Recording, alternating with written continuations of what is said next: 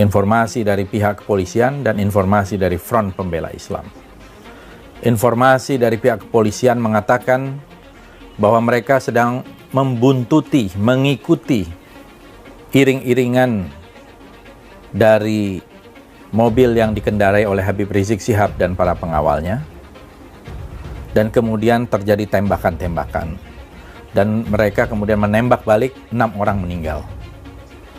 Itu versi polisi yang saya baca di dalam berita. Versi FPI mengatakan Habib Rizik Syihab dan keluarga sedang menuju ke wilayah Karawang Timur, paling tidak itu di tol Karawang Timur, dan dihadang oleh orang tak dikenal. Artinya orang itu tidak menggunakan identitas atau seragam. Kemudian mereka menembaki mobil dari para pengawal Habib Rizik, dan kemudian mereka diculik, tidak diketahui keberadaannya. Bahkan ada berita sebelumnya mengatakan tidak diketahui keberadaan mereka. 6 orang dari anggota Laskar FPI ini.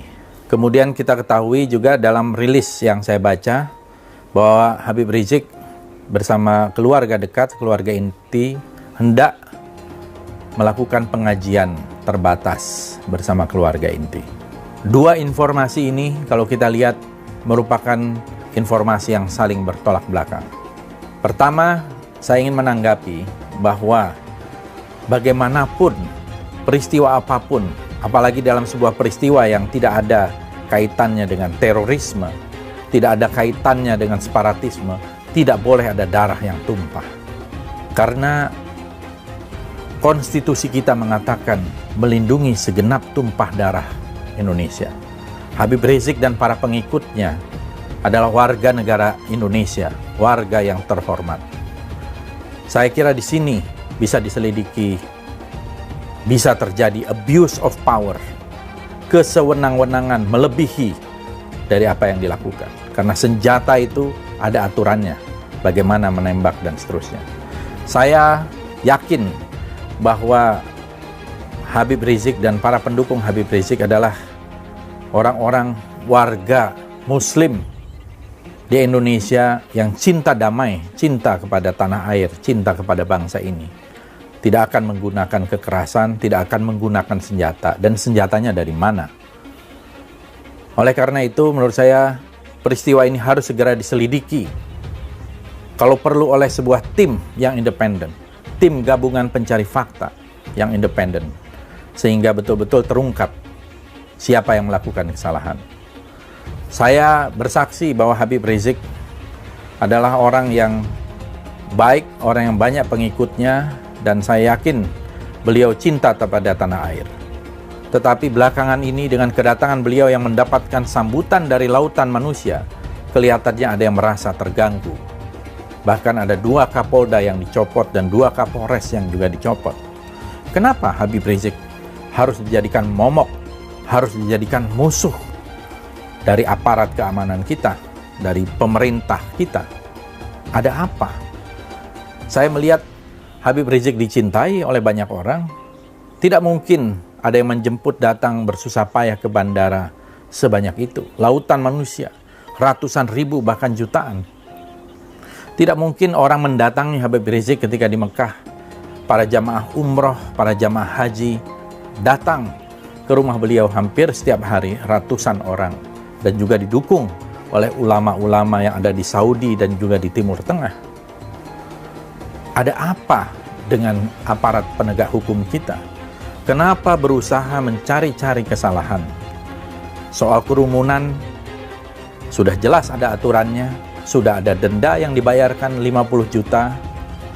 Padahal juga banyak kerumunan-kerumunan lain yang tidak diselidiki oleh aparat kepolisian. Termasuk di dalam acara pilkada, acara maulid-maulid di berbagai tempat, acara keagamaan di tempat lain, acara apel dan sebagainya. Jadi ada diskriminasi hukum di sini yang jelas. Dan menurut saya ini merupakan sebuah kemunduran bagi demokrasi kita dan membahayakan keutuhan, integritas sosial kita. Peristiwa hari ini, 7 Desember 2020, 3 hari menjelang Hari Hak Asasi Manusia, harus diselidiki. Jangan sampai ini menjadi sebuah pelanggaran hak asasi manusia yang sangat brutal di tengah pandemi COVID-19. Nyawa kelihatannya begitu murah dengan tembakan peluru dari aparat kepolisian. Padahal peluru itu datangnya juga dari rakyat, dibiayai oleh rakyat, dan tidak boleh kemudian peluru itu juga menghadang kepada rakyat. Apalagi ini adalah tokoh yang terhormat, ulama, kiai, habaib yang juga banyak dicintai oleh masyarakat Indonesia. Saudara-saudara, marilah kita ikuti kasus ini secara seksama agar tidak lagi terjadi upaya-upaya diskriminasi hukum terhadap mereka yang bersuara vokal, termasuk yang mereka melakukan kritik kepada pemerintah atau mereka yang tidak disukai oleh pemerintah. Itulah yang namanya demokrasi. Peristiwa ini menurut saya harus mendapatkan perhatian secara serius dari pemerintah untuk mengevaluasi aparat yang ada di lapangan maupun aparat yang menginstruksikan pelaku penembakan terhadap para pengawal Habib Rizik tersebut.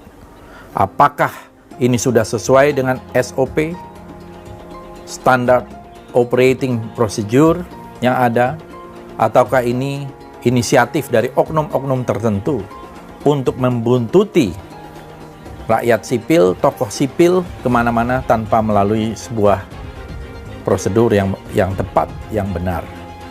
Ini menurut saya harus diselidiki siapa yang melakukan perintah untuk melakukan penguntitan terhadap Habib Rizik dan para pengikutnya, termasuk juga melakukan penembakan, penghadangan, penyerangan, dan mungkin juga penculikan.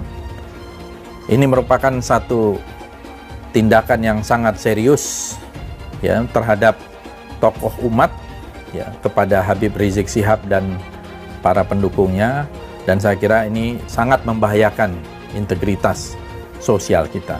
Kita seharusnya menciptakan satu iklim yang damai, iklim yang sejuk, dan membangun persatuan tanpa sebuah prasangka dengan menerapkan keadilan. Tetapi kelihatannya memang ada usaha-usaha yang mentarget Habib Rizik Syihab untuk menjadi pesakitan. Mudah-mudahan akan segera ada titik terang dan keadilan betul-betul muncul. Siapa yang bersalah harus bertanggung jawab, termasuk Kapolda Metro Jaya. Terima kasih.